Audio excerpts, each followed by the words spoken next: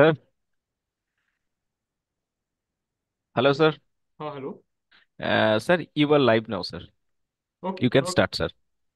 Thank you so much. Okay, so welcome to everyone. My name is Gaurav. It's nice meeting all of you virtually for the second live session on the subject water quality management practices. I hope you are learning well, and I could actually deliver some information or some knowledge about this subject to all of you. And I hope like it is of great use to you, whether you will be using it for your academics purpose, or say like for your business, or just to get some knowledge. So that's good. So basically in this live session, what I will do, I will go through some questions that has been asked by the participants.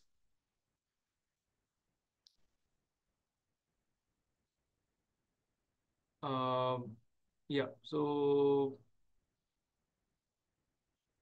some of the questions that has been asked, I'll just try to share the details. I'll start with some discussions on this based wastewater treatment practices for countries like India. Okay, so I'll discuss about more in regarding to the technologies or the treatment plants that can be designed considering the countries like India specifically. So as you know, I think it would be better if I start with the understanding with this understanding that you all have already have some basic idea about how the wastewater treatment system works and treatment plant works. Basically, it has this primary, secondary, tertiary treatment units, and through which we treat the different types of nutrients, or the like the pollutants present in the in the wastewater in in sequential manner. So basically, if you ask me, out of all these treatment systems that is already there in the existing knowledge, which are the best, which are like can be the best suitable for countries like India, developing countries like India, I would definitely start with the constructed wetland. That will be my first suggestion. Basically, you see to give you a good example, in Kolkata, we have this Salt Lake region. I mean, like in West Bengal, Kolkata in India. So there is, it's quite famous that the wetland system they call, which is quite famous as like Salt Lake, Kolkata wetland, or like Nalbon area we call it. So there actually it has been shown practically it is possible to treat the waste coming out of the wastewater coming out of a city or in a rural in an urban area quite efficient manner. The thing is, even very recently, that used to be this wetland used to be one of the only uh, kind of a system by which actually the wastewater that is getting out of the city of Kolkata was being treated. Recently, there are some other sewage treatment plants that has been developing here, but yeah, so the constructed wetland would be my first choice, which is definitely it's a low cost, it's a nature-based solution, and it can be used in rural or peri-urban wastewater treatment systems. I mean, like it can be easily used. It requires very minimal maintenance, and actually it can remove the nutrients, organic matter, or heavy metals as well. Uh, Second, obviously, with the demand of the time, I would request, I mean, like for all of you to get acquainted with the term decentralized wastewater treatment system, or decentralized sewage treatment plants and all. This DWATs, or this decentralized wastewater treatment plants and all, like becoming quite famous now. Specifically, the norms or the regulations given by the different regulatory bodies, like in India, we have CPCB, Central Pollution Control Board. They make it mandatory for the different urban industries, and not only the urban industries, but also the urban communities, especially who are making these big infrastructures and all. So for them to make it kind of mandatory to treat the wastewater in situ, at least to the level that it can be maximum portion of it can be reused in the source itself.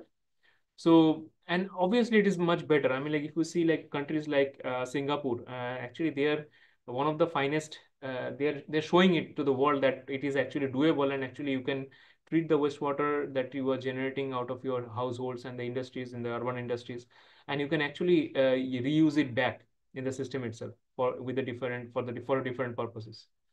So these decentralized wastewater treatment systems will be talk of the town very soon. I mean, like it's already there in the in there. People are working on it. So you can use anaerobic digester, concentrated wetland. You can have a small kind of some gray water treatment unit. In the gray water treatment unit, you can have like say like some basic level of screening by some primary screening by and then followed by some kind of primary sedimentation, and then you can go for some kind of secondary treatment unit like you can have the SBR sequencing batch reactor, or you can have the anoxic aerobic treatment processes, subsequent processes to remove the nutrients also from the systems. The presence of nitrogen can also be removed from the unit. Then it can go to that some tertiary treatment unit if you want to use it in situ as this is the main intent of this kind of system. So in the tertiary treatment unit, you can employ systems like the UV treatment, ozonation. You can go for some kind of advanced oxidation processes, so which are also coming up quite well. These advanced oxidation processes are quite effective because it actually generates a lot of this reactive oxygen species, which can be very useful because it can easily oxidize the like the rest of our organic matter, and also I mean like the oxidize the if there is any microbes present there, I mean like it can readily oxidize the cells. So because of that, it can act as a disinfecting agent. At the same time, it can actually treat whatever the leftover of the pollutants that actually somehow escape through the secondary treatment system. So yeah, so that can be used. And then even if you need after that also, if you need some kind of polishing, you can do it with the activated carbon or pressure media filter systems and all, pressure filter media systems and all, and then you can actually use that water in situ. Anaerobic digestion can be used for the waste that you are generating. You can just simply use it for the solid as well as the liquid waste. For both, actually, you can use the different type of anaerobic digesters, and you can actually use it to collect the biogas out of it, and you can use it for different purposes. Some technologies which are now still cutting edge, like some bioelectrochemical systems, like especially microbial fuel cell. I think you have heard about it now already in the module. If not, like you will be learned very soon. So in these bioelectrochemical systems, it basically works in the principle of treating the wastewater while with the help of some microorganisms. And while treating those wastewater, actually we can somehow harness the electricity as well. How we do that? Normally, this nutrient present in the wastewater is being consumed by the microbes, some specific type of microbes. After they consume that microbes, they consume those nutrient present in the wastewater. Because of the anaerobic digestion that is happening and the respiration process, anaerobic respiration process that they follow, they actually some kind of energy, some kind of I mean like some kind of ions they store in their locomotive organs in their in their peripheral systems, especially on the edge of their locomotive organs. So we call it like pili, flagella, femore, all these things. So and somehow those energy, those that kind of in the form of some static electricity can be is stored there. So we what we do, we literally try to harness those electricity out of it. So this is the process. The how if you can harness those electricity present, that's why it's called bioelectricity. So we harness those electricity using this microbial fuel cell concept, where in the anode we try to get attached those biofilms. There's an exotogenic microorganism, and we collect those, harness those bioelectricity, and we can actually pass it through a external circuit. While passing it through this external, I mean like external register also, there only we actually collect. I mean like in those registers, there only we can actually what we do, we somehow it can be anything. It can be, we can actually lead a small low energy uptaking devices with this kind of system easily. So this kind of biochemical system coming as quite handy, and it has been researched all over the world, and it has the future potential for decentralized wastewater treatment for urban, peri-urban, or even for the rural sectors as well. Another interesting technology that is there in the market right now, and like a lot of people are doing research right now. It's a membrane bioreactor. Especially, we are like kind of a merging the concept of activated sludge process along with, suppose, instead of having a secondary sedimentation unit, we have, suppose, a membrane. We simply add some membrane to it, so that can be done. Or sometimes even it's not necessarily aerobic MBR, it can be anaerobic MBR also. That concept has already there in the research is going on. So anaerobic MBR is also there in the market, where anoxic treatment followed by, like, in the side stream membrane, you can put in the membrane, you can actually further filtrate the wastewater. So the membrane can be of different type: ultrafiltration, nanofiltration, microfiltration, reverse osmosis membrane. So different type of, based on the type of membrane, the concept can be named differently. And these are the technologies that can be used in high quality for producing the high quality treated water. And it can definitely, based on the type of membrane that we use, we can actually remove the pathogens, heavy metals, or even the microplastics as well from the systems, which is a one of the emerging pollutants nowadays in urban. Forget about urban, even in, like, in any ecosystem. Another thing that I will suggest in Indian context is, like, we should have a proper fecal sludge management unit for urban slums and the rural areas. Fecal sludge management unit, especially for, like, systems, like we should have underground, especially area which is lacking the underground sewer systems, where this fecal sludge management has to be done properly for the converting that sludge into a biofertilizer and the biogas, and we can actually use those byproducts by some means, and at the same time we can make our area and our locality or the nearby vicinity quite clean.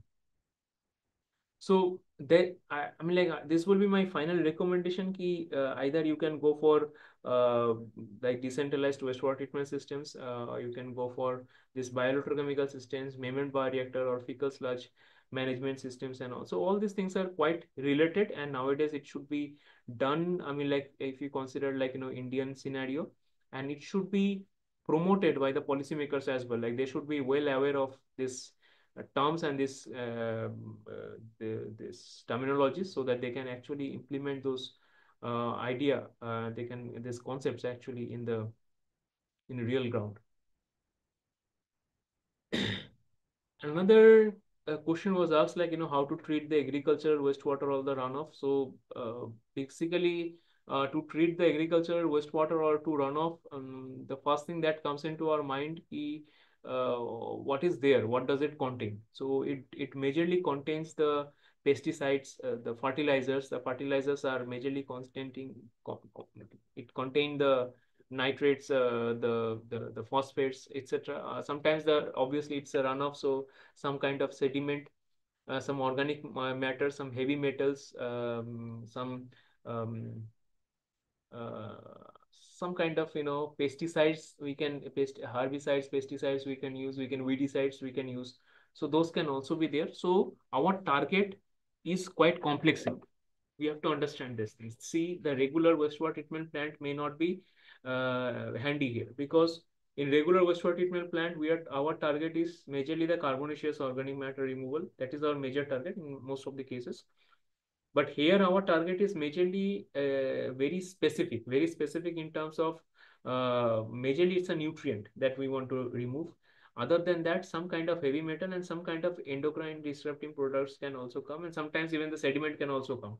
So which is also another nuisance. So based on the your the quality of the runoff water or the quality of the agriculture runoff that you are receiving, you can play with the different technologies. You can play with the constructed wetland system, which is quite common and quite like confidently you can use for large farms and all.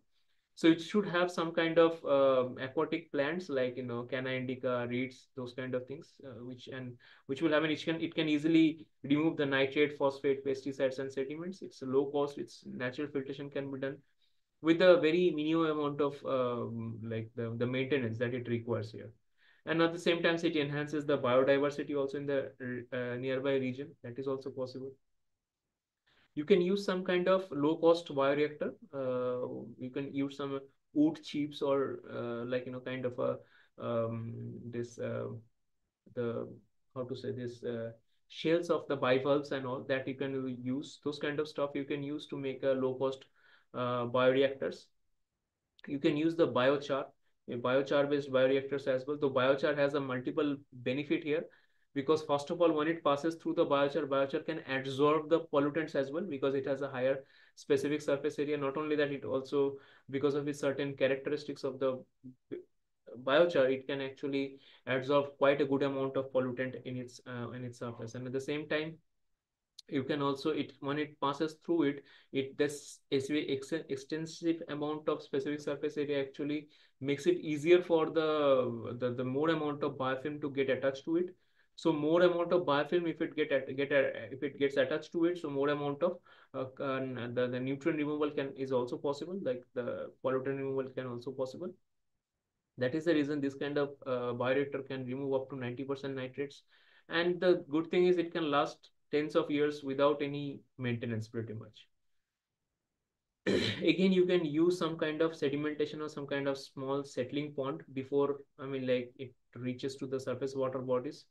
Some kind of phytoremediations like, a vetiver grass or the water hyacinth can be used, which is kind of a hyper accumulator plants. So they are quite handy in absorbing the pollutants from the wastewaters and all. Especially it can be helpful for removing heavy metals and the chemical pollutants if it is there.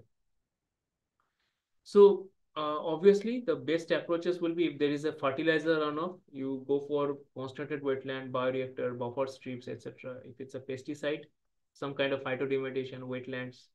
If it's a animal farm-based waste, so go for obviously anaerobic digester or the biological chemical systems. Heavy metal contaminated water, go for phytoremediation, or the settling pond. It's better to go for this. So based on the type of the wastewater that you are actually playing with, so your the treatment method will also drastically vary, right? So let me see if there is any question in the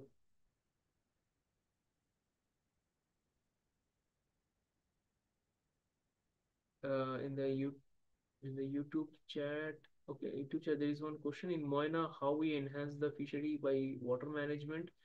So just for the our audience to know that Moina is a place in West Bengal where extensive amount of aquaculture has been practiced.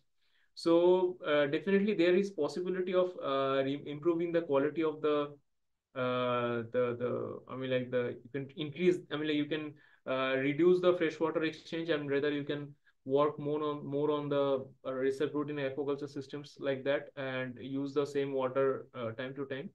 But this kind of recirculating aquaculture systems needs a extensive amount of energy. I agree to that, and actually the existing systems that is available are sometimes not quite handy. So what I would suggest, like this kind of systems, like this the RAS systems, if you can make it, eventually we are also doing the same in IIT Kharagpur. We are actually trying to make it completely self-sufficient. So by actually employing some kind of solar panel to it, so the whatever energy that it requires for the this RA system to grow, actually RA system to run, it can be easily supplemented by applying those additional amount of those solar energies and all. So this way you can use those things, and RAS is quite advanced, and like nowadays people know, I mean like how to use it. So just to give you a concept, so suppose you have an aquaculture farm. So majorly what will be the waste? The major waste will be nitrogen waste, right? It's an ammoniacal form, that too. So this ammonia, if you want to treat that ammonia, you need to do some kind of nitrification in the bioreactor. In the, I mean, like the in your RA system, first you should mechanically some kind of mechanical filtration to remove the suspended solid. Then it can go to the some kind of bioreactor. In the bioreactor, it should be promoting the nitrification so that the ammonia can be removed. Ammonia can be converted into nitrate or nitrite, so nitrate to nitrate, and then finally that nitrate can either be used for some constructed wetland system and or it can be treated by having a small uh, denitrification unit, which is nothing but some kind of anoxic treatment unit. After then, the what happened in nitrification, the nitrate will be completely converted into nitrate and it can be escaped from the system. Then that water can go to the further treatment systems. You can have some disinfectant system, disinfecting unit. After the disinfection is done either by UV or ozonation or by even by simply some kind of chemical dosing. Then you can use that water back to the system. So this way actually you can have a low cost, you can design a low cost RAS system, and you can manage the water from the your fishery sector and all. Okay, so I don't see any other question here.